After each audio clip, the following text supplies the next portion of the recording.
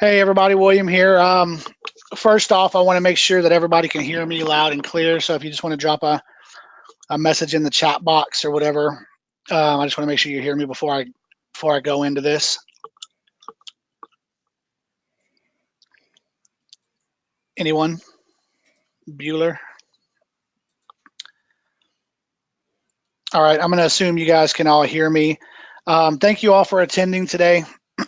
The purpose of this webinar is really, it's kind of to be unscripted, introduce a few folks to you guys that I've met along the way, being a part of the social agent and some of my trainees and partners in the business. You guys can ask as many questions as you want. We're going to try to get to all of them as we go along. I don't know if we'll be able to get to everyone, but if we can't, we will answer them individually as when we end the webinar, and we'll respond to you personally, because I think I know a lot of the people on this webinar already. So let me go down the list of people that are going to be joining us today and what we're going to be doing. So today we have with us, and Aaron, forgive me if I say your name wrong, but Aaron Wittenstein from the Lead Gen Scripts and Objectives group. He's going to be telling you guys a little bit about what he does and the program that he has that really complements what I do from the lead generation side. We'll have Patrick Connell from, he's my partner and broker of Realty Solutions here in Texas, but also runs the real estate Q&A group that we created to, help with real estate questions as much as possible. And then we'll have a few of my friends and, clients. Austin Kepley's with us, Wanda Hardy, hopefully Ron Evans and James Hoff will be able to join us. They are going to talk a little bit about the success they've had with the social agent training, not in an attempt to, sell you anything, but just from the follow-up perspective, post training and how well they've done, what they've closed, and how they're currently, interacting with their leads. I will take my part about halfway into the webinar, but as of right now, I'm going to let Aaron Wittenstein take over and talk to you a little bit about the Lead Gen Scripts and Objectives group and what they do to kick this thing off. So what do you want to talk about? Aaron, Aaron, why don't you tell everybody a little bit about your group? And I'm sure most of them already know you have 48,000 agents in there, but for the ones that don't, what it is you do in that group, what the purpose of the group is, and also about your training for the the FSBO and Expire and the process that you take with that. A couple of my own agents from my company are in that and are seeing success with it and really tend to like it. So I want to let everyone else know about it because it does complement the social agent training pretty well. Cool. So basically the group that I run is called Lead Gen Scripts and Objections. We've been around for a couple years now. I would say we're probably one of the first real estate groups that are out there. I came up with the idea while I was basically when my son was like 2 years old or something. He wasn't sleeping through the night. So kind of like the good ideas you come up with are usually when you have no sleep. I think you're like, oh, wait a second, that actually looks pretty cool. So came up with that. We grew very quickly. We're at almost 50,000 people right now. So the goal behind the group is really to focus, it's pretty self-explanatory because the name just is ingenious, around lead generation. So, we do all types of lead generation. A lot of it tends to be, phone driven. Well, whether it's expires or sale by owner, circle prospecting, database, sphere, open houses, that type of stuff. One thing we definitely really don't cover very much is the social media aspect, which you guys do a phenomenal job of, which is why I think we, kind of complement each other very well. We do scripting. That's really my big thing is, how to say, what to say, and who to say it to. I write all of my own scripts, when it comes to, scripting, whether it's expired for sale by owners or anything like that. And then objection handling, once again, pretty self-explanatory how to come, we all have objections. And the question is what do we need to do to overcome them? So I write pretty much all of my own objection handlers. We also focus a lot on mindset and time management, which is not in there because the way that I look at it is, when you're in real estate, there's 5 areas you really have to crush to be successful. Lead generation, number 1. If you're not doing lead generation, whether it's, phone driven, whether it's database driven, whether it's, social media driven, internet driven, whatever it is. That's the first thing, because without leads, you really don't have anything. So, in the scripting, objection handling, time management, and mindset, with those 5 things is really where you wind up. Once you master those 5 things, you're going to make a hell of a lot of money, is the way I look at it. So was that kind of what you were looking for? Yeah, that's exactly what I was looking for. So guys, I mean, again, the purpose of this call is not to sell you on anything or show you tons of different programs, but it is to show you that there are multiple types of lead generation avenues. And, I do work with other, industry leaders on the side of, lead generation, not just from the paid aspect, but from, the side of just getting your hands dirty, calling, if that's something you like to do. We know it's not for everybody. And, but it is something that a lot of agents need to learn. And that's why I wanted to have Aaron on today. So that was good info. Aaron, is there anything else you'd like everybody to know? I know you're on a timeline, about what you're doing. I don't know. I guess the thing is, if anybody has any questions, what I can answer about. Like I said, my intention isn't to sell anything, but if anybody wants information in regards, we have a group coaching program, that we run. It's called Trajectory, which weekly covers. We cover, what are we doing right now? We're working on database, so it's an hour and 15-minute. Once a week. I think there's actually, from what I'm looking at here, there's a couple of our Trajectory people that are actually on the call right now that it's $75 a month. It's pretty much a no-brainer. You get access to scripts, a private Facebook group, all the phone calls, and it's weekly, and that is at trajectorynow.com, trajectorynow.com. And the other thing, I believe your agents ran through Expired Mastery, right? Yeah, I have 2 agents. They're going through Expired Mastery, and admittedly, I haven't had a chance to follow up in depth with them, but unacceptable.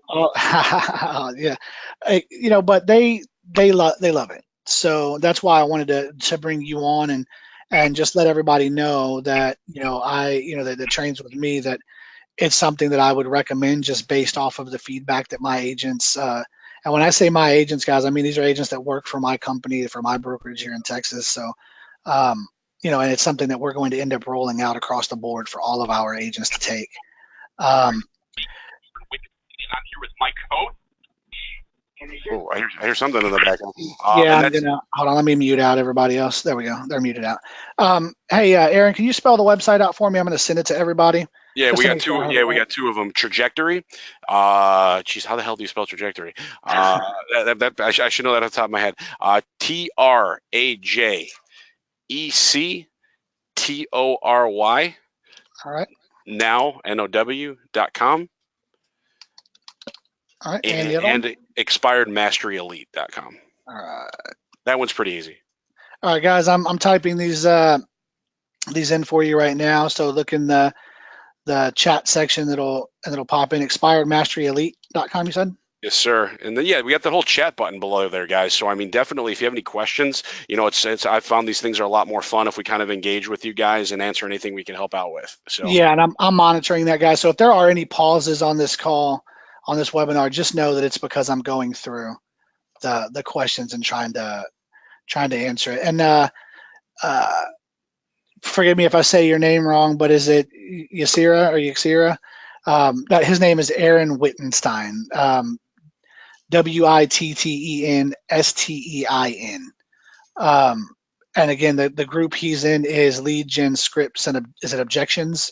Objections, yes, sir. Objections. If you need any info, you can contact me directly after the webinar. Send me a message through the social agent, or contact Aaron, and we'll get you the information you need. We'll also send out emails to everybody with all of this as well. Guys, I know you guys are wondering about the screen. I just haven't given it yet. We're not going to be going through a PowerPoint presentation. I'll go ahead and show you my screen. What you're going to see is one of my trainees, Austin Kepley's ads manager. Aaron and Austin, is that what's showing on my screen right now? I just need to make sure since I'm on dual screen. Yeah, that's it. You probably need to hit refresh, but that's good. Perfect. So is this how much you spent in the last day? No. That's a hell of a budget right there. I love it. I got to spend money to make money. There we go, baby. All right, Aaron. Well, dude, it was a pleasure having you. I appreciate you coming on and dropping that in there for us. Is there anything else you'd like to add before we move on? Well, I mean, I just think, the one thing that's super important that I've learned is you just got to be doing something, with whatever we're doing, you got to do some type of lead generation. And, the stuff that I've seen with William, he does some really, really cool stuff. I've never been a Facebook marketing guy, really, just because I've always really hit the pavement hard. But, we did a short run and the lead quality was pretty good for the amount we're actually paying per lead. So I'd highly suggest checking it out. But I'm looking forward to seeing what you guys have here. So. Awesome, man. Well, I appreciate it. And again, thank you for joining us. I will send out an email with all of the information from the websites and the link to your group to everybody. Yeah, I'll hang out here in case anybody has any questions or anything I can help with. So awesome. Great. Okay. Hey guys. All right. So I'm going to go ahead and introduce Patrick Connell to the call. Patrick's going to tell you a little bit about the group he has. Right now, we're just doing some introductions and, taking some Q&A type stuff. So if you guys have any questions, again, feel free to ask those, and I'll get to them as quick as I possibly can. Patrick, if you want to take over and tell everybody a little bit about what you do and the purpose of the real estate Q&A group, you can take I'm kind of like Aaron. What do you want me to say? No, I'm just kidding. Yeah, so real estate Q&A is kind of a spin-off group from the social agent that we decided to do, you and I kind of together, simply because we started noticing an increase in the social agent from folks asking just kind of general real estate related questions. And so we thought it'd be a good idea to try and kind of spin that off and see if we could, really separate those out so that we had a group that was just real estate, questions, that can go there, and then lead gen questions and Facebook marketing and all the lead gen type stuff would be in the social agent.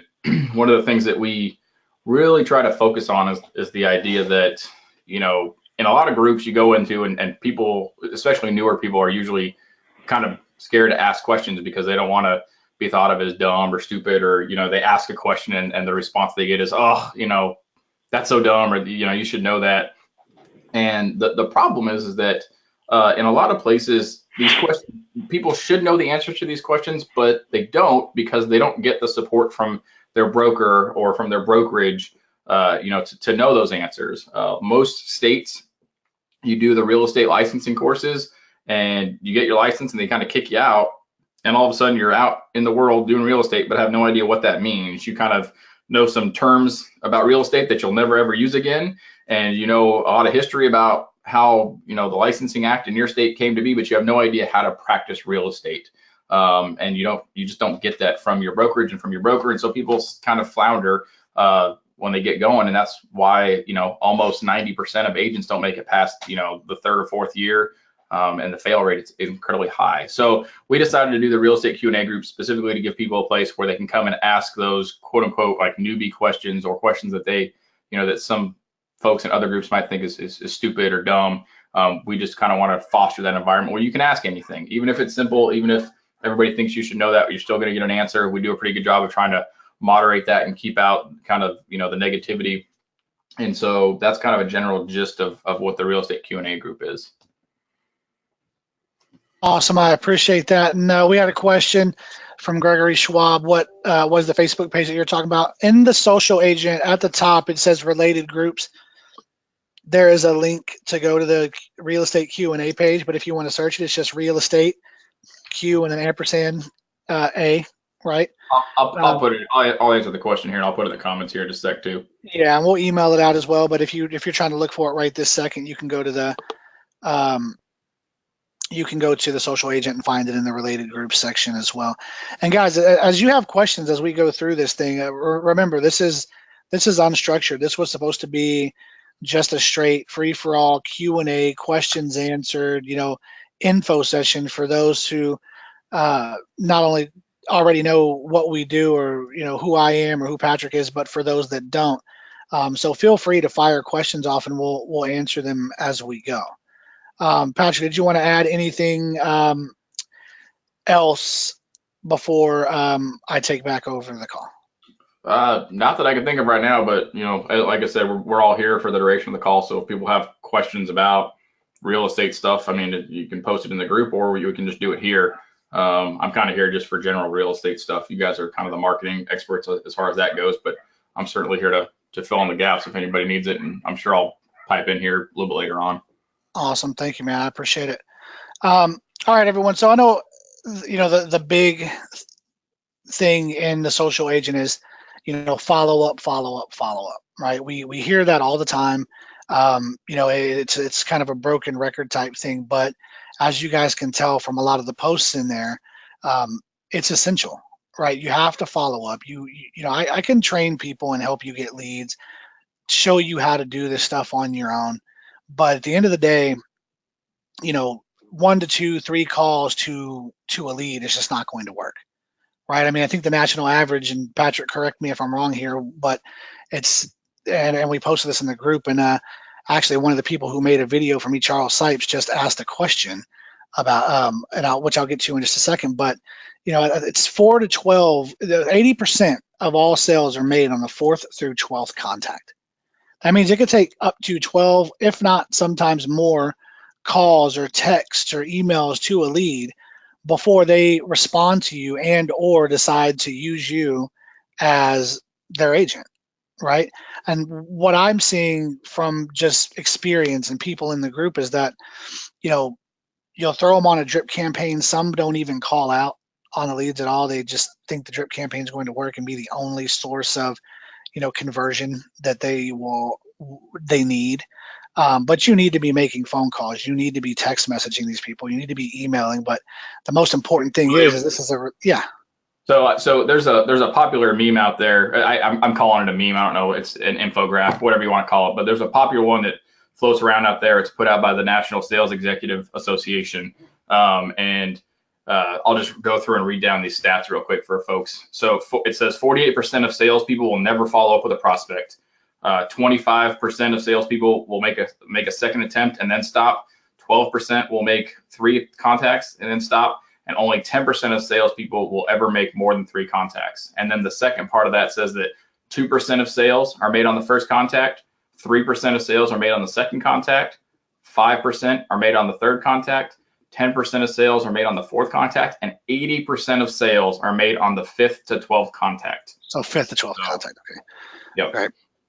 All right. So, and that's my point, everyone. You have to be calling these leads, and there's a few questions in here. So, Charles, it looks like he got knocked offline, but he said, I recently had a high cost per lead form for my ad. I believe this is an ad that he created on his own. Have you seen increases in the entirety of Facebook? No. I mean, well, one, that would be almost impossible for me to know because that would be the entirety of Facebook. But 2, I've never seen a huge cost per lead increase across the board just with my own trainees. Sometimes ads go stale, as do listings in the MLS, right? Things are sitting in the system for a long time. Updates happen, things happen. Ads slow down. A simple duplication of the ad and refresh can and typically does fix that problem. Sometimes the ad just wears itself out and you need to update the picture, change the ad itself. There's a number of things you can do to bring that down. Another person, I don't know who this is, I didn't have a name, but what do you do when your leads just don't answer the phone? I mean, really, there's not a whole lot you can do if a lead just doesn't answer the phone, but text message, if anyone, keep calling, text messages, emails, do everything in your power to get to them. And, I'm sure if it's just a hopeless situation where you've gone 6 months and that person just doesn't answer text calls or emails, well, then that just is what it is, right? Not all leads are going to be great leads. Not all leads are going to respond, right? That's why the averages exist. So at some point you have to make that decision on when it is you are going to give up the calls or the text messages and just leave them on a drip campaign until they either unsubscribe and or tell you to stop calling them, right? Next question from one of my own agents. How do you go about asking for a face-to-face? For me, and everybody's style is different. I'm a pretty straightforward individual. When I get someone on the phone and we have a conversation, I just ask them, when would be a good time for us to meet, grab a cup of coffee? I'd love to go over some things with you and show you what I can do for you if you choose me as your agent. It's that may sound simple to everybody else, but that's just the real deal. I don't need to give someone a long-winded 15 paragraph rundown on a script to ask them to sit down and meet with them, right? But because at the end of the day, when you sit down and meet with someone, you're creating a relationship. And that relationship can go many different ways, even if that person doesn't end up qualifying for a loan. Maybe their brother, maybe their sister, mom, dad, cousin, uncle, whoever will. And because you created that relationship and you guys are now, having constant dialogue, who do you think they're going to think of when it comes time to refer someone if they know one of their family members need an agent? William, can I jump in here? Yeah, fire away.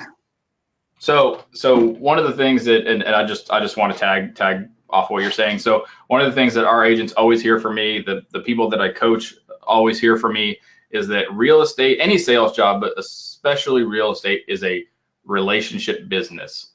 People worry about whether or not our industry will become, the next, like how travel agents kind of left because all of a sudden you can do everything online now. And there's companies out there that are trying to make the process where the agents just kind of disappear. My opinion is that our business, what we do, will never go away entirely, because this is a people business. It's a relationship business. If you can get in front of somebody and show them that you are the solution to their problem, they're gonna be hooked. And when you're doing lead gen and you're trying to get contacts with people, the whole point of getting contacts from your leads and getting them on the phone is to be able to get in front of them, to become not just another name on the other side of an email or just a voice on a phone call, but really sit down across from them and really look them in the eye, hear what their problem is, and figure out how you can be the solution to their problem. That's what people want. That's what they love. That's why, if you treat a customer good or a client real good and follow up with them over the years, you'll have a customer or client for life. So people underestimate the importance of relationships in this business. And that's the most successful agents that you'll see across the country. Not only do they do lead gen, but they do a lot of, they have a lot of referral business, both from industry partners, from old clients and everything else, because they really nurture and grow those relationships. And so, absolutely getting in front of somebody face to face is going to be the number one way to get somebody converted once you can get them to reach out and call you back. Absolutely. So I'm going to answer two more questions here, and then Aaron, there's a question here that you're going to need to answer. And I'll go over that with you here in just a second. So Patty Bailey, if you have them on a drip campaign with text and emails, how often should you be calling them? Patty, I think that's all personal preference. Me personally, in the beginning, I would call every other day for the first week or so. The worst case scenario is that person's going to call up and tell you to, what, right? And in my opinion, I don't take that as a bad thing. I take it as okay, thank you. Now I know not to waste my time calling you anymore because you're not serious type of situation. Greg Parrish, your question, when does it go from being good follow-up to just plain annoying? I think that would be when they answer the phone and tell you to, what, right? But I think if you call every single day, right, that's a problem. Some people would probably disagree with me on that, but I think every other day for the first couple of weeks, especially from someone who inquired on your advertisement, is basically asking you to contact them. So it shouldn't be just plain annoying. And if they find it so, then maybe they're just not that serious of a lead. And guys, there's a lot of questions coming in, so we may not get to every one of them, but I'm going to pick out what I feel are the best ones, and we'll answer the rest as we can. Aaron, this is going to be the one for you. Hope you're still listening. April Jones, my idea of hell is where did it go? It just popped out. My idea of hell is sitting there with a headset, robo dialing expireds, etc. Do you think it's feasible to make a decent living solely on Facebook lead gen? I'm going to let Aaron answer that because I want you to hear his side of what his success has been, dialing expireds. But to answer the second part of that question first, absolutely, I think it is. So Patrick will attest that we launched our brokerage in August of last year. There are a lot of agents that are making their living solely on Facebook lead generation. Our brokerage, mine and Patrick's brokerage, is solely on Facebook lead generation, and we are in the beginning of our 4th month doing that, and we are starting to see a hell of a turnover, right? But it also depends on the follow-up. There are some agents that have taken my training that will even say, I'm not doing that well, it didn't work for me, and 9 times out of 10 it boils down to follow-up, right? And I've proven that time and time again, and I'm proving it right now with my own agents, right? I've got a ton that say, man, Facebook leads just don't work for me, right?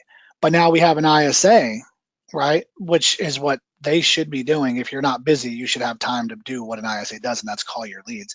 But calling over and over and over again until, you know, the averages start to pan out, right? The national average is like what, 3 to 6% of all leads will convert if you're following up properly.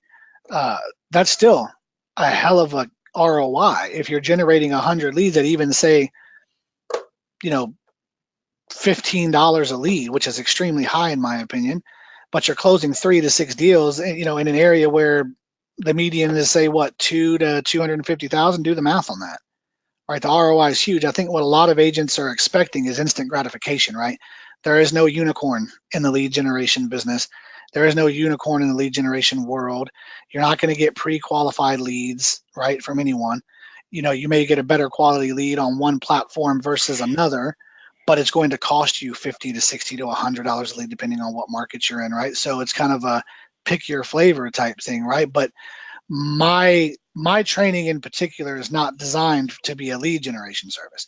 It's designed to show you how to do the right type of marketing, the right graphics, the right verbiage, the right targeting, so that you can take control of your own marketing, right? So that you can test out things in your own market. And actually, because I just said that, I'm going to let Austin take over as the first one that talks about, you know, follow up and what he's doing, because he was one of my trainees, and I want you guys to see and hear from people that have taken my training in particular and applied it and are doing well with it.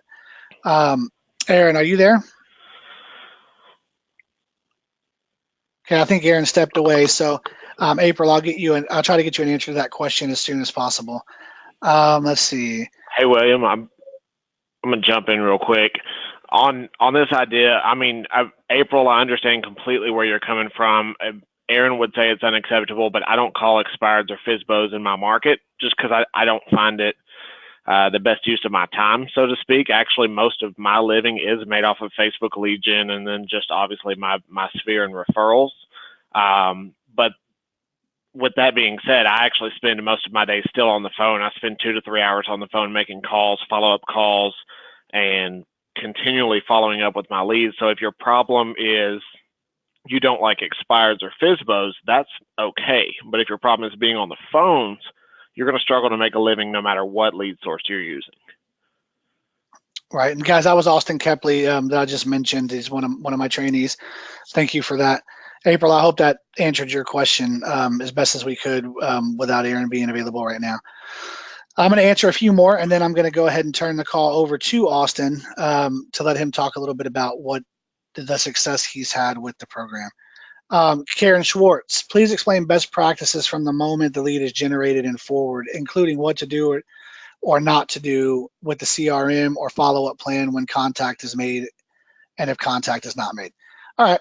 So when a lead comes in, you know, my goal from the training is to have you guys fully automated, right? The lead comes in, it flows through whatever program we have to have in place and into the right CRM. In most cases, it's Lion Desk if you have that ability.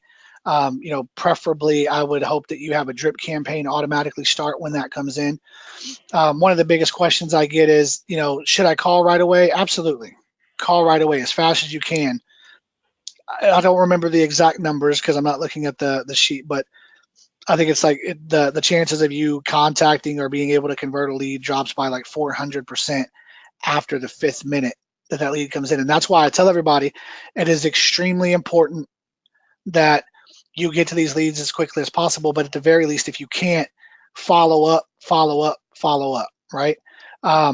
If you've made contact with a lead and you feel like you've had enough dialogue back and forth between you and that person that a drip campaign just doesn't make sense, go into that person's account and take them off the drip campaign, because the worst thing that you want to have happen is an email or a text message to go out and goes, you know, hey, William, have you looked into financing yet? And you guys just had a conversation on the phone about how they're paying for the property, right?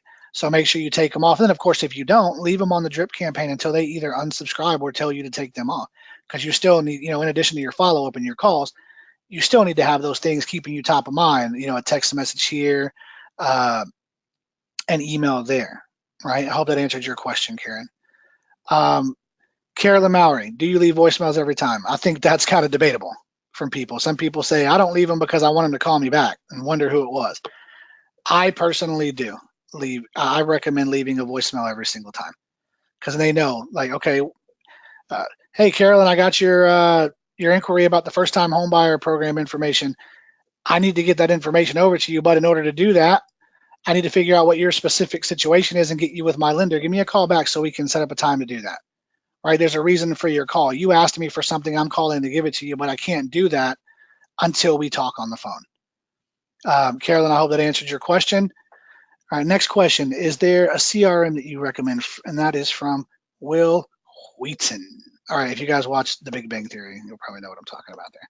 But Will, there's a few, right? Obviously, my go-to is Lion Desk, right? I like it for the price. I like it for the functionality. There's a lot of reasons why I like it. You know, if you need a more robust system, if you're a team that needs a website front end, I'm a Conversion guy, right? Or KV Core, the new one that's coming out. You know, those are really my two go-tos. I can work with many CRMs, but those are my two go-tos depending on what it is you need for your business. Let's see. Bobby Allman, if I run an ad for benefits or first-time home buyers and move up, should I have a flyer or presentation addressing for when they click the ad or what they clicked on the ad for? Bobby, so that's a question that a lot of you guys have. I think a lot of people tend to want to send the information right away. Like, let's, for example, say I'm offering a list of new construction properties, which is one of the ads that I offer in the Social Agent as a part of my program. I never want to send a lead information. And again, a lot of people may disagree with me on this, but this is my tactic. This is what's worked for us. I never want to send that person information until they have called me back, if I've left them a voicemail, or answered the phone and talked to me. Here's why. And here's kind of the leverage I use when I'm leaving a voicemail or when I'm talking to that person. You know, hey, Patrick, I got your inquiry about the new construction properties. I want to send you that information, but I can't do that until I speak with you first. Let's just assume I'm leaving a voicemail. The reason why is because I need to know your criteria for the home. I need to know what price range you're interested in, and I need to know what area you're looking in. But so I can build you the right list and get that over to you. Otherwise, I'll have to send you every new construction property in the area. That could range from, you know, X price to Y price, and would be a whole bunch of information that you don't really need, right? Most people are not gonna really say anything back to that, because I mean, what are they gonna say? Yeah, no, send me hundreds of listings anyway that I don't need. Most of them are gonna say, oh, okay, cool, I'll do that, right? So I hope that answers your question. Mikola Brooks, Patrick, I believe you said you wanted to answer that question, so I'll let you fire off that. I'm going to go do a couple more questions, guys, and then I'm going to turn it over to Austin to talk to you about what works for him on his follow-up and what he's doing and finding the most successful, post training with me. Right. So what I was going to get at is that with this, that there are a number of different there's a bunch of different services out there kind of targeted at getting contact to that lead as soon as possible, with the idea that, you know, the faster you get in contact with them, the higher percent, you know, especially if it's in the first minute or 2 minutes, than if you wait, 6 or 7 hours. The only thing I would say from a broker standpoint is that make sure when you're using these services that you check in with your broker or somebody in your office. Some states have rules about who can contact leads for you, what they can do, and you want to make sure that you're in compliance, because it would only take one person, to get upset, if you weren't in compliance, to kind of make an issue of something. So just, if you're going to use a service that's going to call your leads and do something, you want to make sure that whatever they're doing is in compliance with your state rules and laws, and with your broker's policies. And you just want to make sure that you're squared away and good to go, just in case. That being said, if you can do it in such a way, I absolutely think it's great to use a service that can get out there and really start talking to people. And there are services that will call them within a few minutes, text them within a few minutes, some that use AI, computer systems, some that use live people. There's all kinds of different services and different ways to do it. But I absolutely think it's a great thing to do if you do it the right way. All right, Makola, I hope that answered your question. I'll take two more questions and then I'm going to turn it over to Austin. Is there somewhere online to find good solid tutorials on to master Lion Desk? Well, Lion Desk has their online tutorial section that they have. If you log into Lion Desk on the left-hand side, I believe it just says online help. Takes you into all their trainings.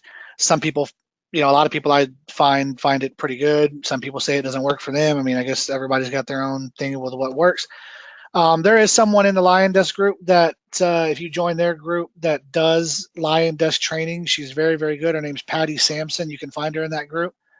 It does cost to have her help you, obviously, right? But if you want to master it and you want just really, really good training on it, she has been very, very good. And a lot of my trainees have doubled up and trained with her just to really learn the tool and get going on Lion Desk. I find it a very user-friendly password. I just read the word password. A very user-friendly tool to use. So, really, I think most of the time when people have issues with Lion Desk, they have issues with many tools, or they just don't like change and don't really give it a chance. Lisa Johnson said Patty Sampson is a terrific and worth the cause. Yes, she is. She's great. She's a great person too. All right, guys. So we're gonna finish off the call with going over a few of my past trainees and what their follow-up techniques have been, right? Because I can sit here and talk to you all day about what works and what doesn't work, right? But you guys can hear it from someone who is actually doing these things, right? So Austin, I've got your ads manager showing here. It looks like Ron and James, unfortunately, I was talking to James last night. He had some pretty severe internet issues, I guess, in his area. So it looks like they dropped off, and hopefully Wanda has her sound. But I'll let you guys hear from Austin, then I'll turn it over to Wanda to kind of finish it off, and then we'll go into a quick Q&A after that, and then we'll get you guys back to business. I want to try to limit this to an hour for you all. So Austin, what have you found post-training that has really worked for you? I know when you trained with me, you did the seller ad, right? Which we know is going to cost a lot more per lead. And I'm going to touch on that in between when you're talking, if you don't mind, and why that is and what my recommendation is. So you did the hero ad with me, right? The first time home buyer and the seller ad. And then you graduated to really doing your own ad and obviously killed it. Doing that, which is perfect because that's the purpose of the training, right? Is to take the training, then utilize it for what you want to do and take control of your marketing, which you've obviously done. So I'm going to turn it over to you. I'm going to mute out and let you talk to everybody a little bit about, what happened in the beginning when you trained with me all the way to this point and what's been great for you on follow-up and the techniques that you use for that. Definitely. So one main thing I want to start out with, guys, is you're going to burn through leads. I still remember it used to tear me up. I looked down at that 70 leads, and I remember when I generated that first 70 leads, and I thought, man, I just spent $615. How long is it going to take me to get this back? What's that return going to be? 30 of these leads, they had a wrong phone number, or they didn't answer the phone, or they told me to, go kick rocks, whatever the case may be. You're going to go through leads. There's no matter how hard you try, you're not going to beat the national conversion rate. And there's just no way you're going to do it. So understand that you're going to have to spend money. You're going to have to generate a lot of leads to actually generate the deals that you're going to want. With that being said, I added all this up, and I think we've got a little over 600 leads generated total. I think I've been at this for less than a year. I was going to look and find out what my original training date was, but I couldn't find it. Best I can tell, we've got 6 to 7 deals that are pended or closed as a source of one of these main ads that we're running. So for about a total of, right there, a $4,300 investment. My average commission's about a $6,000 commission. We've got about a $36,000 return there. So definitely worth every penny. I always tell people I'll spend $600 per deal all day long to generate it. With that being said, none of this happens without the follow-up. of the 6 deals that we've got, 3 of them I specifically cherry picked because I knew how we got them.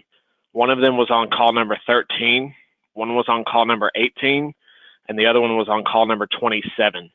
And those aren't follow-up calls. Those are called, no answered, 27 times in a row, or 26 times in a row. On the 27th time, a gentleman picked up the phone, said he had just finished up getting pre-approved with the lender and was ready to go out and start looking at houses. That's a lead that anyone else dumps. We don't dump. We have built in what we essentially, everyone calls the buy or die system. If you have not picked up the phone with me, you're going to be getting a call of some sort from me throughout the year. Obviously, if you're a year-old lead, I'm only going to call you 4 times a year. But those 4 times a year, all it's going to take is once for you to pick up and actually be interested, and we're going to make something happen. But we'll go over everything from beginning to end. When a lead comes in for us, obviously speed to lead matters. They're going to get an immediate phone call. If they don't get that, they're going to get a text message.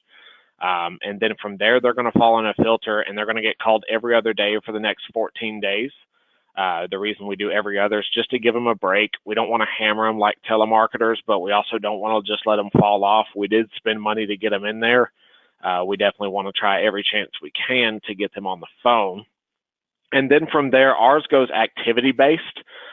So the reason why my ad changed up a lot from what William built is because I do have an IDX site through Real Geeks. You can get, your conversion or commission sync or whatever, but a lot of our leads that are coming in are a property search style leads. So they're getting property updates.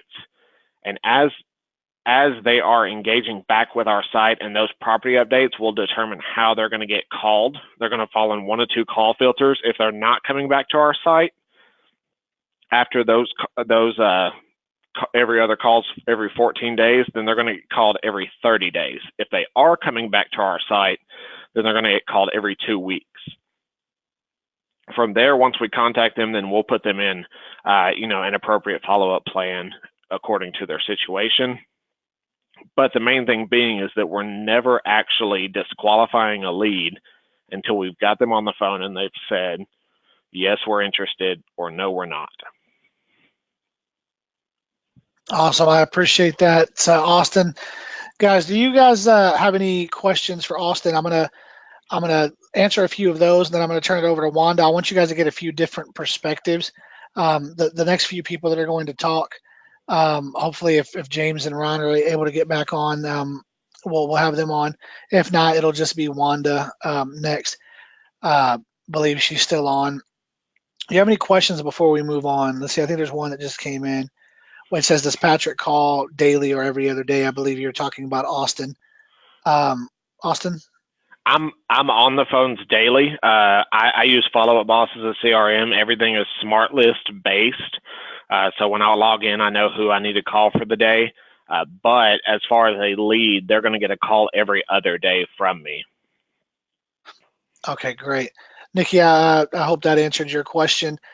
Sean Burns, could you provide this sort of schedule written up? I couldn't write it down fast enough.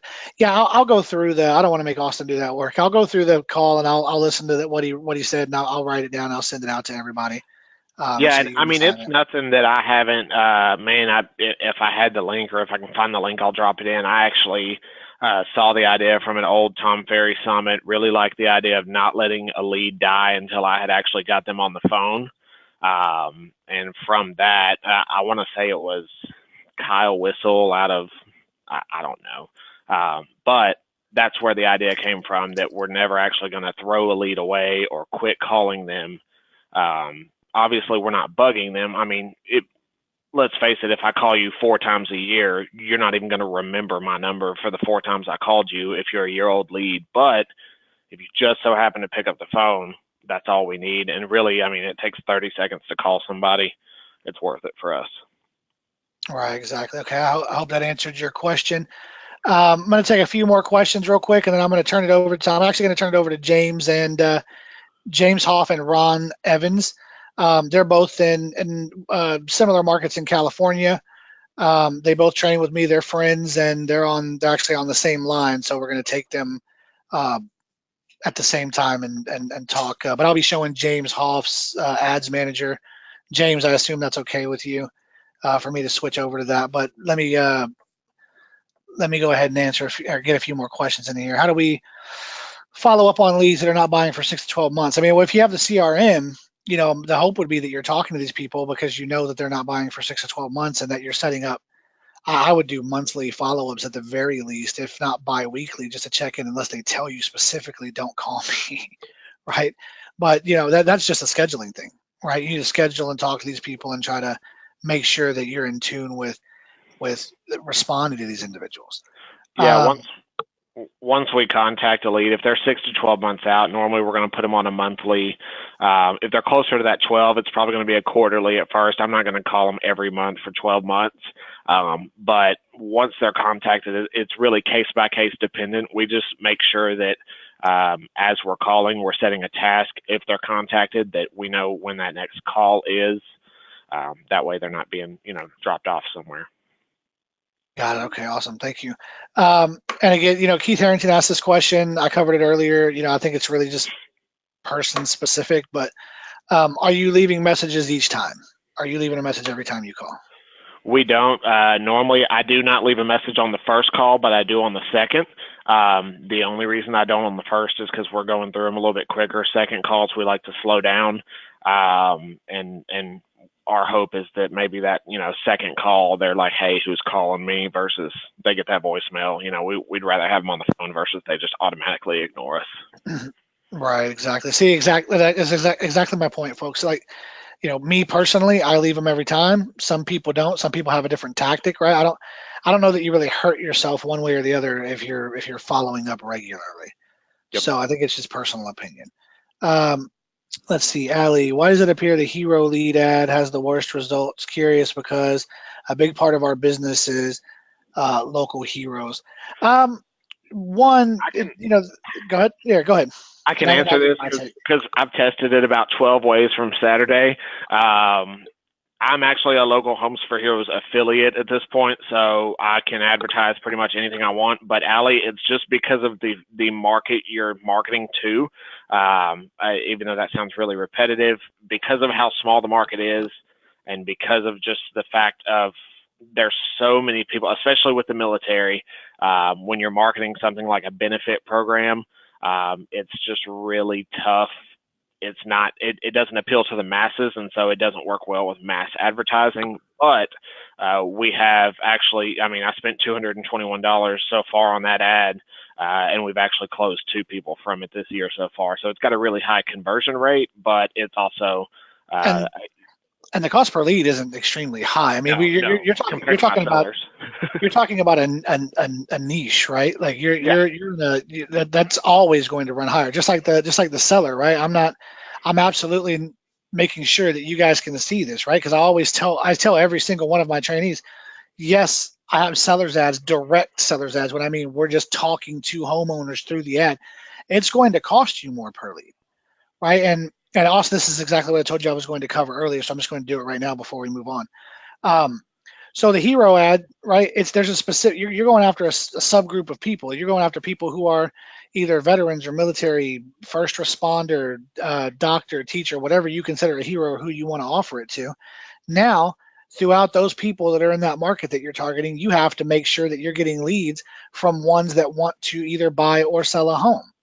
And then from the ones that either want to buy or sell a home, you've got to hope that they submit their information to you, and then after that you're able to convert those people, right? So the cost per lead is going to be higher, and the conversion is going to be different. But the fact that you see the lead count on the screen and that he's closed 2 of them from it, do the math on that, right? It's very, very good. But that is a niche that he's working on in his market. But if you bring that same ad over to Austin, where we can advertise to Lackland Air Force Base and Fort Hood, right? Now I get like probably a $9 cost per lead on that. Sometimes it's a little bit lower depending on the time of year. So it is also market specific. But for the seller's ad, for example, why is that cost so high? Think about it like this. Now, I don't know that anybody could even really rebut to this because there's really no rebuttal, but think about, put yourself in the shoes of a homeowner, which I think we rarely do. nobody goes out, and some of you, a lot of you that have trained with me have heard me say this exact thing on some of the calls and in the group, but unless a person's moving out of state, which is not very many people, that are selling homes that are able that see our ads, but nobody sells their home, puts their home on the market, sells it, moves into a hotel, and then says, all right, let's go find our new house, right? Sellers are always in the market as a buyer first, always. I'm telling you, nobody sells the house and then finds out what they want or finds out what they're approved for. People go out, they look at open houses, they look at new construction properties, they search online for what they want, they submit their information to ads inquiring about properties, they talk to loan officers to figure out what they can get approved for and what they can actually buy, right? If they want to upgrade or if they want to move, or they're trying to buy a nicer home, and then they sell their home. And 9 times out of 10, if they haven't been referred to an agent by a friend or family member or whatever, one of those agents, i.e. one of the agents that train with me, that they hit that ad, ask them that $1 million question. Do you have a home to sell first? And they're, oh, yes, I do. Well, you know what? I can help you with that. I've got you covered from both sides. That's why sellers ads cost more. A lot of those leads get grabbed up by inquiries that homeowner has made to other ads that are typically from the buy side, right? That's just how it is, right? So that's why you're going to see a higher cost per lead on a direct seller's ad, because they don't have a need for you at that point. And by the time they do, they've already got an agent. Now, I'm not saying it doesn't work, because as you can tell, I mean, he got leads on it, but of course they're going to be a higher cost per lead. And I have grabbed up listings from my seller's ads before. I'm just saying there's a different way to go about it, and that way is to grab buyer and seller leads at the same time, because you're going to get a good mix of buyers that already own homes as well. All right, so I believe we have James Hoff and Ron Evans on. Austin, thank you very much for that information. Yeah, no problem. And coming on and talking to everybody about that. Guys, if you want to, I don't want to open you up to this, Austin, but someone asked if they could reach out to you personally to find out exactly what your follow-up is. Yeah, no, I mean, I don't mind. Anybody can reach out, send me messages. There's some things, I mean, as far as ad copy, we worked a lot, spent a lot of money to try to, get this right in our market. And obviously I don't want it getting out everywhere, but if you have questions about best practices, follow-up, ISAs, anything like that, you can always send me a message on Facebook. I'll be more than happy to answer it. Awesome. Great. All right, Austin. Well, dude, I appreciate it. Thank you very much. I mean, hang out if you want. If not, you can drop off either way. I'm going to go ahead and mute you out, and then I'm going to bring on Ron Evans and James Hoff. Hey, James, are you there, Ron? Yeah, what's going on, man? We are here. How are you, man? How y'all been? Good. Long time no talk. Right. Yeah, it seems like it was only just yesterday. But all right, guys, thank you for joining us. So, James, I'm pulling up your ads manager. I asked earlier if that was okay. I hope you said yes. I can't remember. Yeah, it's all good. And by the way, dude, we've got Ron and I, we work closely, but we also have some different strategies. So I figure we could kind of like chime in on both of those if that's cool. Yeah, absolutely. I think what I want to do is just same thing for Austin, right? Tell us, you guys have both taken my training. You guys have both seen the success. I want everybody to hear, what it is you all are doing, because I know there may be some things that you guys are working in tandem on, and there are some things that you guys do on your own. We talked about some of these things last night, James, on the interview, and I want them to hear firsthand, like, what it is you guys are doing, because you're also in a tough market. You're in California, right? I mean, just about every part of California is tough, but you're in a tougher area where home prices range widely. I know Ron has had some really good success with the program. So what I'm going to do is I'm going to let you guys kind of talk about that, talk about your experience post training, and then how you guys are following up. I'm going to mute out, run away from the computer for like 3 minutes, and then I'll be right back, but I'm sure you can handle it for a few minutes. Oh, we'll fill that time. All right, I'll be right back. All right. Yeah, so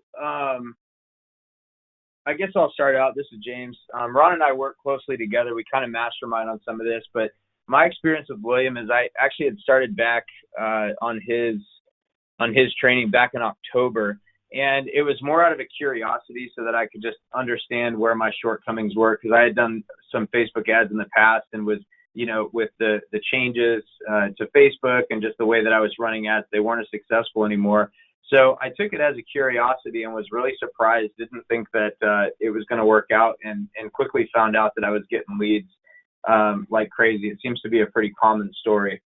What I didn't do the right way on the front end, and this seems to be a theme as well, is I wasn't following up correctly. And at the time, it's because, like I said, I was more interested in gaining and learning the information and less interested in actually doing the follow-up on it, because I wasn't at a point where I felt prepared to do that for a variety of reasons. I had some distractions. And I had everything kind of set to William's automation, his drip that the buyers can go on. And it was funny because after a couple of months, I forgot that all of these, I probably had maybe 30 or 40 leads, and I showed Ron some of this and we were laughing about it. I probably had 30 or 40 leads that were on William's drip, and people were actually responding to it. It'd be like, hey, are you still there? Can I set up that search for you, or would you like to talk? When's a good time? And people were responding with, you could call me right now, or I'm available at 3. And I'd look back at it in like December and go, oh shoot, that was in October or November. I guess I missed that opportunity. So if there's anything to learn from that, it's just, the follow-up. So I had shut the ads off until I was making some changes to my business structure, and I shut the ads off until I was ultimately prepared to handle the follow-up campaigns. And what I've done at this point is I've actually employed an outside company. I run a pretty small team, and I don't have an inside sales rep, and I just kind of acknowledge that I'm not available all the time to call leads immediately. So in an effort to keep the ads running and get good leads coming in and keep that flow going, I've employed an outside company to act as the ISA basically. And what they do is they qualify the lead for you. So they reach out to the lead within 5 minutes of it coming in, and they basically reach out 11 or 12 times over a 5-day period. And what's beneficial for me on that is it takes the pressure off of me to hurry up and reach out immediately and feel like I'm on the clock. And what it also does is it puts all the leads into 2 different buckets. Because if this outside company says that a lead is qualified, it means that they've gone through a qualification process. This is all that they do for the real estate business, is focus on, is the lead ready to buy? Do they want to talk to an agent? Do they need information about pre-qualification? And that's where they set up time to talk to me. So that goes into one bucket. And then the second bucket are the leads that they quote unquote disqualify.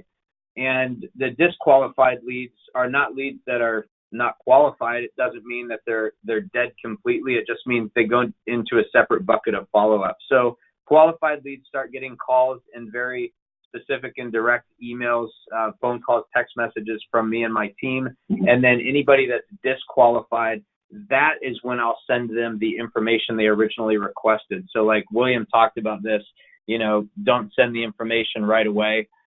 Some of you may never send it. I agree with William. For the first several days, I won't send the info, but I feel like if the lead's not communicating, if they're not responding to emails, if they're not responding to phone calls or text messages, at some point I'm just going to give them the information to try to reignite the opportunity to engage. So after the 5th day, if they're disqualified by this ISA company, then what I'll do is I'll send them the original home search, or I'll send them a snippet of information that might be relevant to the ad that they originally clicked on. So some first-time buyer programs or homes under $500,000 or whatever, and see if that reignites them. I'll put them on an auto drip in the MLS, and then I create a separate drip campaign that follows up with them automatically every week, every week and a half, every 7 to 10 days. And then in between, I'll probably every 2 to 3 weeks reach out with an actual phone call or a live text message to see if I can re-engage. And not everybody responds right away, but that's brought a lot of leads back to life. So the trick is really in the follow-up. James, yeah, real quick, because we're getting a lot of questions about this, guys. I think James isn't mentioning it because he doesn't know if he should or not, but they want to know the name of the ISA company you're using, and then I also use one as well, so we'll give you a couple of options. What's the name of the company that you're using? I'm using a company called Agentology. Okay. A lot of agents have heard about them. Yeah, they're based out of San Diego, and they got about 80 to 100 inside sales reps. They do some bilingual opportunities, which is cool. But I've found them successful, and I know, like you said, they're not the only ones. You have another one that's a good one as well. Yeah, we looked at both, and I use Hire Ava. Guys, I'll send you guys links to both of them. You guys can do your own due diligence and figure out what works best for you, because everybody's got their own thing. We tested both. One worked better for us than the other, just based on, we've got a pretty intricate follow-up process in our brokerage, so that one just fit the puzzle piece better. But I'm not saying one's better than the other, but I would recommend that you go out and kind of do a trial on the two and see which one works best for you. But personally, again, for us, it was Hire Ava, and for James, it was Agentology. So, all right, I'm going to mute back out and let you go back to work, and then we'll answer some questions when you guys are done. Cool. Anyway, that's kind of the gist of how I approach the follow-up. If you're looking at like the screen that William has up right now, you might notice some stuff for like other areas like Nevada, or out of area first-time buyers. So I've actually expanded on the opportunity. So I've kind of exploited some other markets that are interesting to me. And I've used this not only as an opportunity to generate leads close to home, but also as an opportunity to try and create some referral network business. So I don't know if I'm supposed to go deep on that, but the point is there's a lot of opportunity here, and I've realized that I'm not available at all times to be managing an infinite number of leads. So what I've found is when I turn my ad off locally, I typically will turn it on somewhere else and see if I can generate some business. And then on a final note, and I'll shut up and let Ron talk. If you're looking at this screen, you'll notice at like the very top, $17 per result, and then it goes down on some of these other ones to $4.03, and then $6.66 and stuff like that. This is really a lot about trial and error, you guys. Like first-time home buyers worked for a little while at much less than $17 a lead. And with an average home sale price out where Ron and I are located of about $750,000, that's really like an unbelievable cost in and of itself. But we knew that we could get the results down just in our conversations with William and exploring some of our own stuff.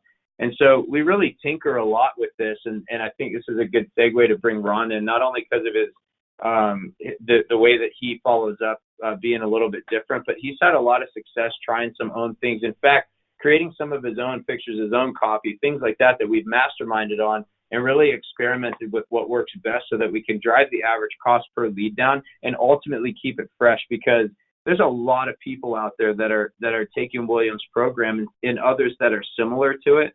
So you have to find ways to constantly be like the one doing something just a little bit different to keep it interesting. So I'll let Ron share some of his stuff now so I can, breathe for a minute. But yeah, happy to answer any questions you have. Thanks, James. So this is Ron. And I guess James already mentioned that we work pretty closely together. We're in the same brokerage, just separate teams, separate offices and everything like that. But I think we originally started following Social Agent in January or February of 2017. Yeah. And we watched the whole program for several months. James pulled the trigger in October. My partner, Angela, and I pulled the trigger in December. We had a similar experience to James at the very beginning. We ran the ad for 2 or 3 weeks in December, had about 30 or 40 leads, shut it off because we were kind of like in a ready, shoot, aim situation. We had an oh-poop moment of what do we do now? We didn't have our systems in place for follow-up. So we shut them off for a few weeks, actually started building our team and brought in a couple agents, and we turned our ads on, I believe, in February again. And in our first 30 days of turning our ads back on, we pulled in over 100 leads, I do believe. But as James said, I kind of took things, the ad that I had originally started running with William was the open house ad. And it was starting to kind of climb up as far as cost per lead was concerned. So I took the audience that he had created, but then I created my own ad off of that, and I did it as homes under 500K, because as James said, in our area, average price of home is about $750,000. and I didn't want to run necessarily a first-time home buyer ad because a lot of people qualify as first-time home buyers that don't know that they're first-time home, that they do qualify as first-time home buyers. So I picked a price point that might really spark interest with people in our area. So I picked 500,000, and that's where we really started taking off with our ads. The funny thing about it is that just running an ad of that price, we actually have qualified buyers that we're working with right now that are qualified at 750,000, 800,000, a million, 1.2, and 1.5. So it's all about just the interaction and kind of getting your ad in as front of many faces as possible. But I want to compliment, sorry for jumping in, but I want to compliment Ron on this too. And William, I'm sure you get a lot of this feedback as well. But guys, you really got to stay open to you got to stay open to asking the right questions, because if you start being presumptive with the price point that you think your target audience is qualified for, like Ron's running an ad specifically for homes under 500,000 and he's getting $1 million buyers off of it. And it's because there's people that are just interested in engaging and seeing what type of value and content is actually available. So just the most important thing you can actually do in your follow-up is engage with the appropriate questions to figure out their true want and need. Because think of all the pollution there is out there with the type of ads that people run. If they're filling information out for you, they're probably clicking on some other stuff as well. And they might just be interested in a wide variety of information, but haven't had anyone really focus them. So focus your questions to really figure out, because think about it, man, you could be sending a list of $500,000 homes to $1 million buyer, and then they're just not going to talk to you. But now that you're starting to ask the right questions, Ron's found a way to engage with people that, quite frankly, I never thought the $500,000 ad would do.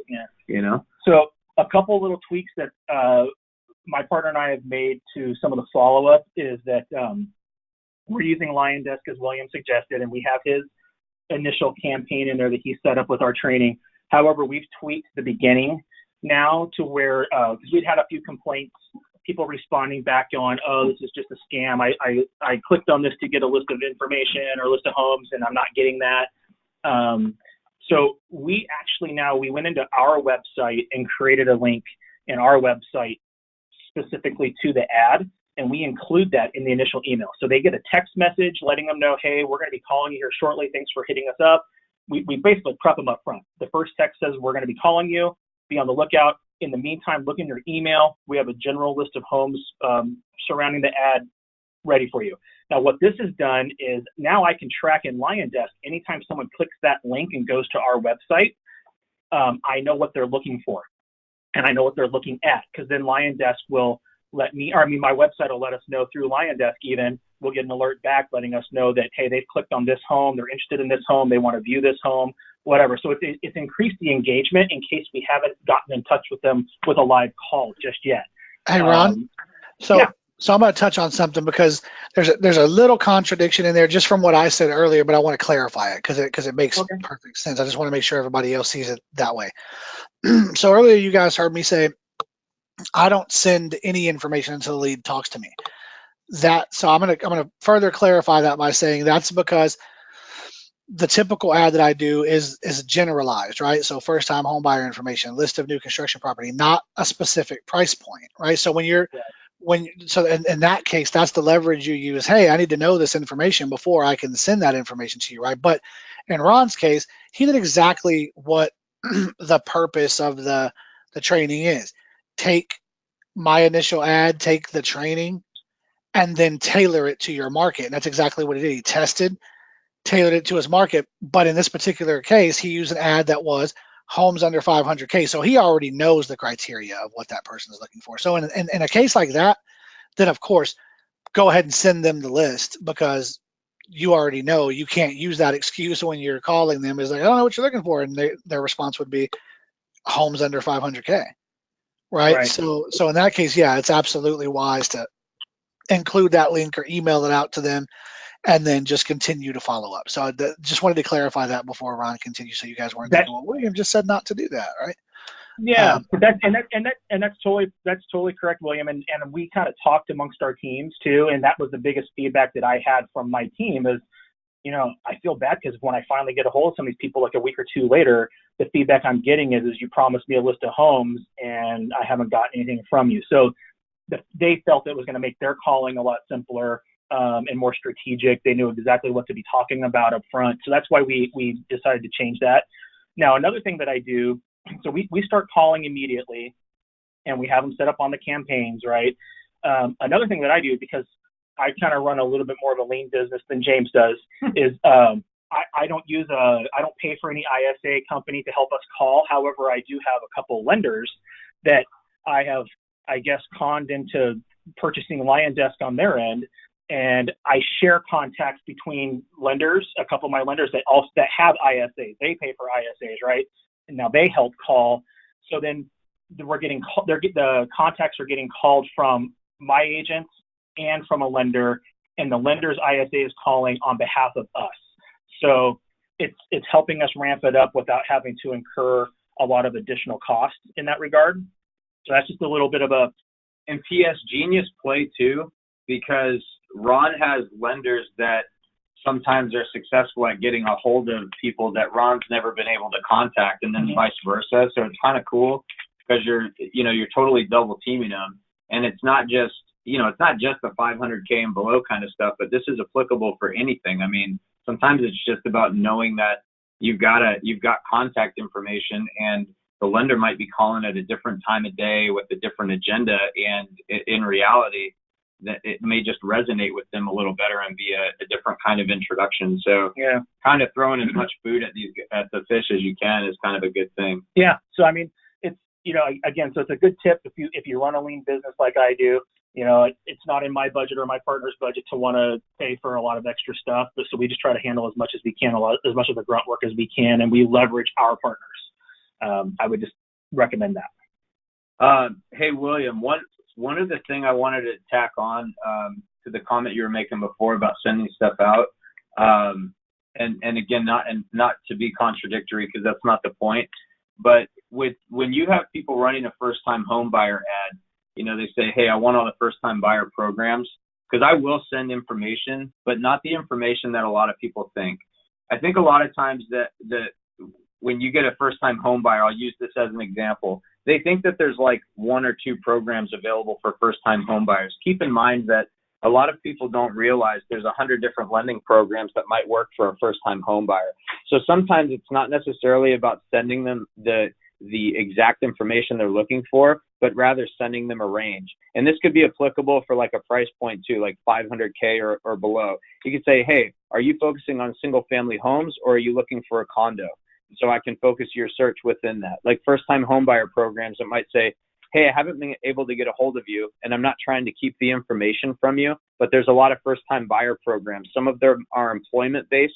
Some of them are income-based. Are you by chance a veteran? Are you by chance looking for down payment assistance? What exactly is it you're looking for? So now you've kind of given them a little bait and given them a reason to respond, because sometimes they might think you're holding the info, and what the message that you want to convey is, no, I'm not holding information. I just have a book of it to provide. And if I don't get some sort of clarity from you, what you're looking for, I can't give you more. So I think like you can slowly release that information over time to try and like reinvite conversation to the leads that are probably perceived as dead on the front end. And in my personal opinion, I mean, what the heck do you have to lose anyway? Because if they're not talking to you, find a way to get back in contact, right? So right. Anyway, that's kind of what we're doing.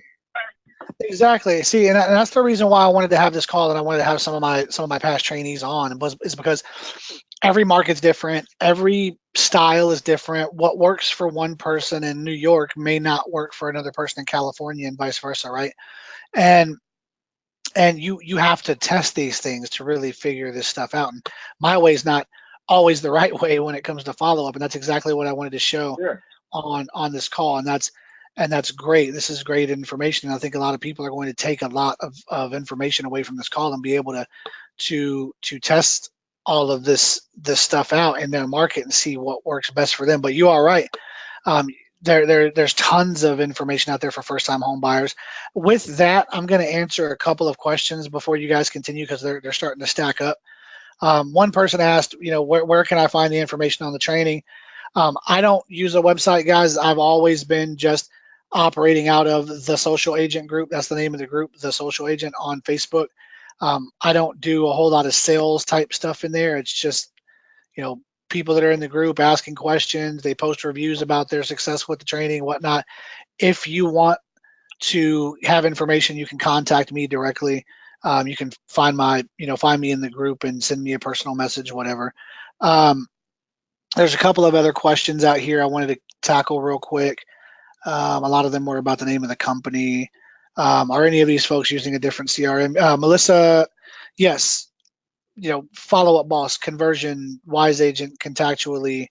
There's a lot of CRMs that I can use, but me personally, like I said earlier, from a price perspective and a functionality perspective, and for the average agent that's on a budget, I recommend LionDesk. It's a great tool.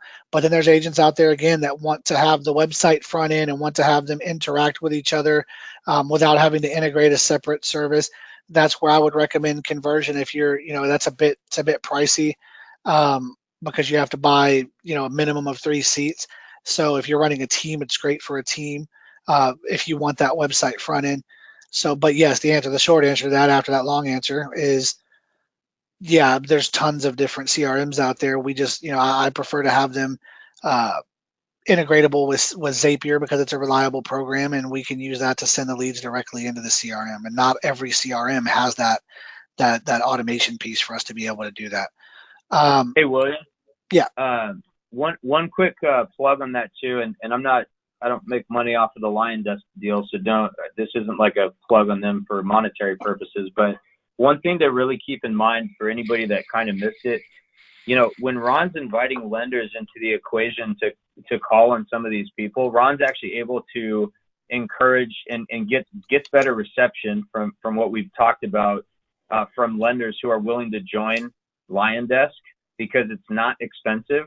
So some of these third parties that you may deploy on your leads will actually function better within your CRM. And I'm sure there's others that do this, but what's nice is you can create groups and teams and all kinds of stuff, and you can allocate leads to certain teams.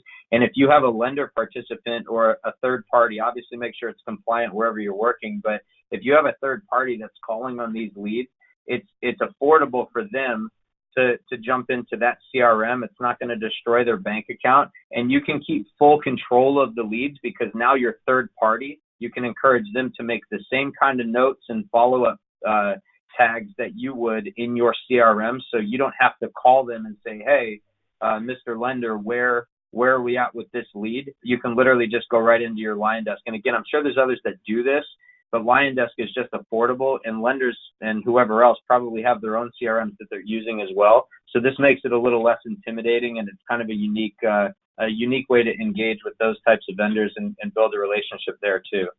So. Yeah, that's great information. I appreciate that, James. And yeah, guys, like I said, there's tons of different programs out there that'll work from a CRM perspective. There's lots of different styles for follow-up, and that was the goal of the webinar today, and I think we've done a great job of doing that. So with that, I'm going to let Ron finish what he was saying earlier, and then we'll take a few of the questions, and then we'll wrap up. I think I was pretty much wrapped up. Okay. I can give one other quick tip. I thought you were at the age where you just forgot everything. No, I can give everyone out there another quick tip, and this I'm only thinking of this because of something I saw on the social agent page yesterday. When I subscribe to stuff, so when I do like the ads on Facebook or any kind of a lot of different things, until I'm 100% dialed in, or if I'm worried about budget or whatever, I use a prepaid credit card on everything in case I need to run out and I forget to turn something off, and then it just expires and kind of goes away. So just a little tip. Gotcha. Okay, perfect.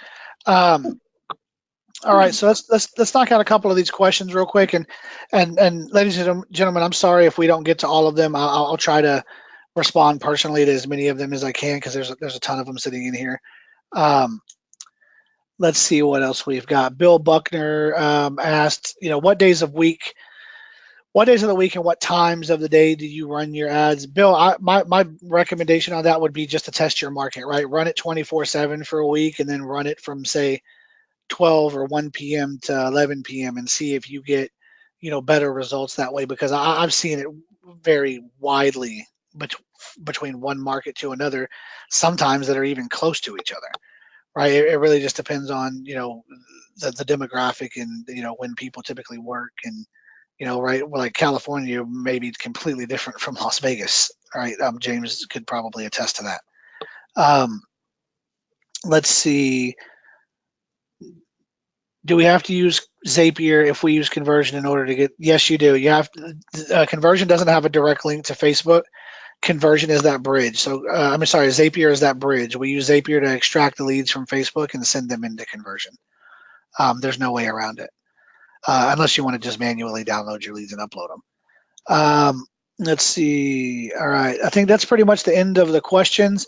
Guys, we've been on the phone for a while, so I'm gonna let you guys go. I know you guys have businesses to run. If you have questions, don't hesitate to reach out to me. I'm happy to answer, and I'll get to you as quickly as possible. If you're not already in the group, I think most of you are. That's how you found your way into the webinar. It's the social agent. If you have questions about the training, or if you have questions for Aaron from Lead Gen Scripts and Objections, fire him a message or send me a message, and I'll put you in touch. Feel free to join the real estate Q&A group. Patrick posted a link in here earlier, and it's also linked inside the social agent. You can find that group there. Hey, William. Yep. Hey, so since we started, we've had a ton of people that have jumped into the real estate Q&A group. I think I've approved most of them while I've been on the call, but we got a couple questions to that group as the admin thing about coaching. So on the call, we've mentioned two types of coaching. So Aaron's group was that $75 a month coaching. That's kind of like a group coaching. That's not the same as the real estate Q&A group. We don't really have any coaching in the real estate Q&A group. I do coaching, but it's not a group coaching thing like that. So for those that have asked in the real estate Q&A group about that coaching, that's not the real estate Q&A group. That's the other one, which we'll go ahead and post later on as well. Yeah, and let me clarify, everyone. Like the goal of my webinars and my calls and having my partners on is never to sell you guys a bunch of stuff, but to educate you guys on what's out there. Right? There's a lot of people out there that a lot of us have thrown money to and not gotten great results. And I have no financial relationship with Aaron and the Lead Gen Scripts and Objectives group. I just have had a couple of agents take his training from the FSBO and expired, mastery side, and have done well with it so far. So I get a lot of those questions like, do you do FSBOs? Do you do expires? Me personally, I don't, but that's just me. Right. But they have had success with it. So, I have to put that information out there for you guys. Same thing, for Patrick. Patrick is my business partner in our brokerage, and he runs the real estate Q&A group with me. And he does offer coaching, but we didn't really mention that too much on this call because the purpose of us doing that was not to sell you anything. But if you need real estate help, I don't think you're going to find an individual from a real estate perspective that's smarter than Patrick is. I mean, I say that pretty confidently because our agents are very, very happy with the support that they get here, and there hasn't been a whole lot of questions that I've seen Patrick get asked that he can't answer. So whether it's coaching or not, or you just have a question, ask in the group, and he's not going to charge you for answering a question. So. Yeah, and it wasn't supposed to come off as a sales pitch. If it did, that's my bad. I'm looking at the admin side of that group while I improve people, and I just see like the same question over and over again, and I want to throw it out there to hit everybody at once, so that we don't have a bunch of people joining one group or the other group expecting it to be something that it wasn't. So yeah, no, it didn't. I just wanted to clarify that because there were a few things and mentioned, and that's not my style, guys, and that's. You all know that. You see in the group that the only time you really see me mention my training is when somebody asks for the info, or I just kind of post an update on my schedule and where I'm at. And I do that mostly because I get tons and tons of messages a day, and a lot of them are repetitive with, what's your schedule looking like? So I put it out there for people to see. Other than that, you're never really going to see me in the group say, hey, $50 off today, because I stay pretty busy, and I just want you guys to know where I'm at with things. That said, everyone, Ron, James, Aaron, Patrick, I appreciate you all. Austin, I appreciate you all being on the call. Thanks, on the webinar. I look forward to doing many more of these in the future. Thank you for everyone for attending. And again, I'm here if you have any questions at all. Have a great day, and we'll see you next time. See ya.